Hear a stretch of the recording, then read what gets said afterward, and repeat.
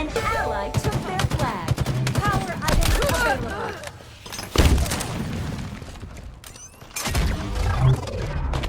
Closing in. Reloading. Enemies on me. Kill.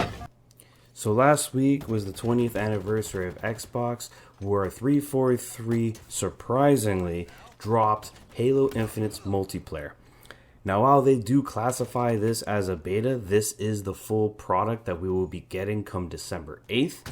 And in saying that, after spending about 20 or so hours, I have good knowledge about what is in this game and what you can expect when it comes to the multiplayer portion. This game is definitely back. Halo is back. Master Chief is back. This is definitely one of the best FPS games in a long time. And without further ado, ladies and gentlemen, this is Halo Infinite. Mode Bravo is out. The enemy has captured Alpha. Double kill. Triple kill. All drop. Double kill. Triple kill. Oh, you're a menace with them. So getting into the brass tacks of it all, what do I think of Halo Infinite's multiplayer? Well, let's start off with the good. The graphics are absolutely fantastic. Obviously, it's not revolutionary by any means, but it is a significant improvement over the original reveal 1 year ago. It also showcases why, if a game needs to be delayed or you feel like it should be delayed, delay it, because that 1 year wait has greatly improved this game's presentation. The art style is fantastic. It always has been with Halo, and Halo Infinite is no different. The art style is really, really good. On top of that, I would also say that the performance is really good. Playing it on a PC, I'm running a 10700K and an RTX 3080 Ti. Max settings, I get about 140 to 150 frames in 4v4 and about 110 to 120 in big team battle. Now, obviously, being an open platform on PC, this will vary from person to person's rig. I am also told by the people that I know that on Xbox Series X and S, the game also runs fantastic. However, unfortunately, I can't comment on Xbox One, as personally I don't know anybody that's using it for this game particular, but I imagine it's probably around 30 frames per second because that's what it was in the beta. But if you're looking for a comprehensive performance review on that base platform, unfortunately I do not have that here. Speaking of other presentation avenues, the audio is fantastic. I think the audio is really good. Every gun sounds fantastic. The voiceovers from the AI is absolutely fantastic. I mean, sometimes based on what AI and what you're doing, the audio can be sometimes misleading. Power items on the field. Woo! Spanker! All in all, as a package, the presentation in Halo Infinite is top tier, and 343 deserves a lot of credit for making the game feel OG while new at the same time. But obviously, presentation is only a small part of a game, and being a multiplayer focused game, the core aspect of it, the most important aspect of it, is the gameplay. And this is something that 343 hit a grand slam in Game 7 of the World Series here. This game is without question fantastic gameplay wise. It is so much fun. It doesn't matter if you're playing big team battle or 4v4. The fun factor is definitely the best in the biz. 100%. I mean, I play a lot of shooters. Shooters are my go-to, and whether it's Valorant, Overwatch, Call of Duty, Battlefield, you name it. I haven't had this much fun in an FPS game in a long time, and Halo Infinite delivers fun factor. And part of that fun factor and part of the reason why the game is so fun is the mechanics. Everything about the game feels right. Every gun feels good to use. The balance of the game is very well done. The time to kill is really good. I know some people don't like a longer time to kill, but I love it. I love the fact that this time to kill is a little bit longer. it really makes the game more reliant on skill and not luck and who saw who first. So in terms of a gameplay, this game is a blast to play, especially if you can squad up with 4 people. It is unmatched. Everything feels crisp, everything feels articulate, everything feels right. And there's no way that anyone can tell me that if you play Halo Infinite, you can't sit there and say you didn't have fun. That's the thing. No matter if you win or lose a match, no matter if you dominate or if you're bottom fragging, there is definitely fun to be had when playing Halo Infinite. And that's the important thing of a multiplayer shooter, is fun. And it's going to appeal to a lot of people. And I have a blast. Every single time I fire up this game, I have a smile on my face. It is just fun. But just because this game is fun, and I speak very highly about the core mechanics, Halo Infinite's multiplayer is not perfect. There are 3 big issues with Halo Infinite's multiplayer: progression, customization, and lack of overall content.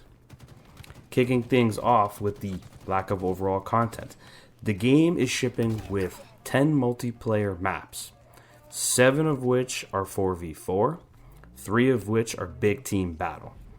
And there is a variety of modes to choose from, but even then, the modes are very limited. One of the issues I have with the overall content is regards to the playlists. So basically, they mash everything into one. So 4v4 has all the game modes in one playlist. Big Team Battle has all the game modes in one playlist. And then there is the ranked playlist. The issue with this is you oftentimes, especially in 4v4, will get matches where your team is not playing the objective because they want to play Slayer. In my opinion, and this is a minor complaint, but it's an easy fix, is this game needs a Slayer-only playlist. This Slayer-only playlist would force people who don't want to play those objective-based modes and play Slayer, while the people who do want to play some objective-based modes will get matches where their teammates actually play the objective. It is one of the big complaints that I see around, and myself included, is that it's quite annoying to play, strongholds or capture a flag, and my team just cares about fragging out and not the objective. It's quite annoying, and I do think the game does need a Slayer-only list. Thankfully, it's a flick of the switch and an easy fix, so hopefully 343 does that. The other big elephant in the room is the progression. The progression in this system is weak. Unlike games like Call of Duty or Battlefield, where you just level up and you unlock things and then they have a separate battle pass, everything in Halo Infinite is tied to a battle pass. So if you don't want to buy a battle pass, you're not unlocking very much to begin with. Yes, there are free items in it, but it's not very much to speak of. On the flip side, there is free event passes that are coming. There is one going to be coming today as the making of this video. Those passes are free, and it will allow players to progress and get free rewards. However, even with that issue being resolved in that way, you still have a very slow progression. The progression in itself is basically tied to challenges.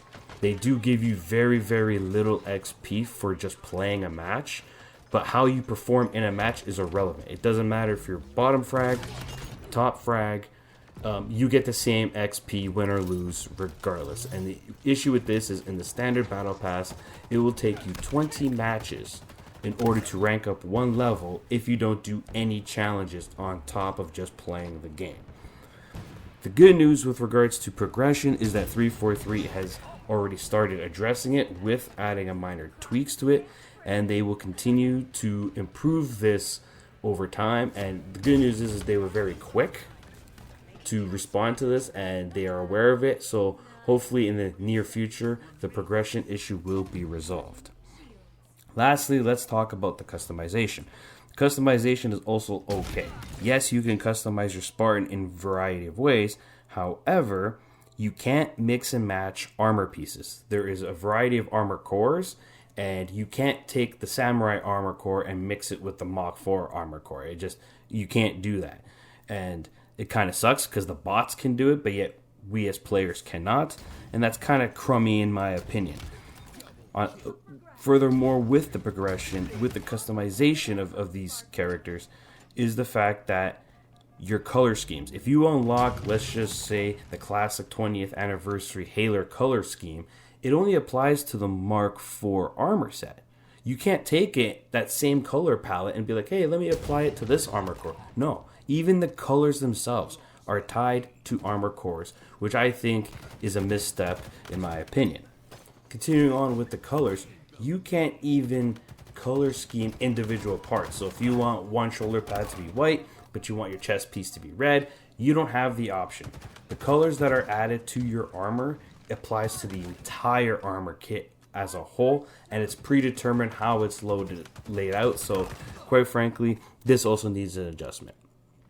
In saying that, when you look at the brass tacks of it all, when you're in a match and when you're playing Halo Infinite is the most fun you'll ever have in FPS in recent memory, hands down. It is also the best quality FPS when you're playing the game, actively speaking. However, it's the outside of gameplay aspects that needs work. As stated previously, progression, customization, all need work, as well as there is a lack of overall content. The good thing is this is a live service game. These things will be addressed in the very near future. 343 has been very forthcoming with the community and very quick to respond to the community's criticisms. But in saying that, people need to remember that Halo Infinite's multiplayer is completely free to play. You don't even need Xbox Live to play it.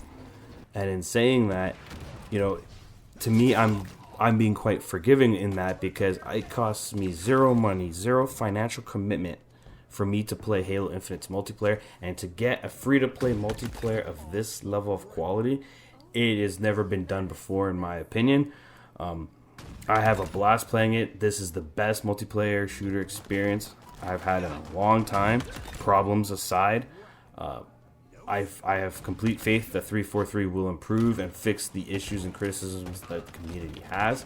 In saying that, if you have an Xbox and if you have a PC, hell, if you're willing to play on xCloud, Halo Infinite multiplayer 100% should be at least played or at least tried, because you'll be doing yourself a disservice. If you're a fan of FPS games, or you have friends that are playing Halo and you just want to play with your buddies, play this game. You're gonna have fun.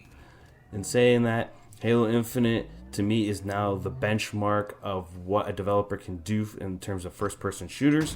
It is an example of why other game developers, EA, should delay games if they need to be delayed, because at the end of the day, a delayed game can be a good game, but a rush game can be a shit game, and that's as per Nintendo's CEO. At the end of it all, I have a blast playing Halo Infinite. I will continue to play Halo Infinite. I highly recommend this game. I highly recommend to anyone to try it. I'm giving Halo Infinite's multiplayer a solid 8.5 out of 10. This is Veteran Gamer, and I hope to see you guys next time. Ordnance drop incoming. Ground vehicle en route. Tangos closing in. Our ammo reserves are low. Loose power seed.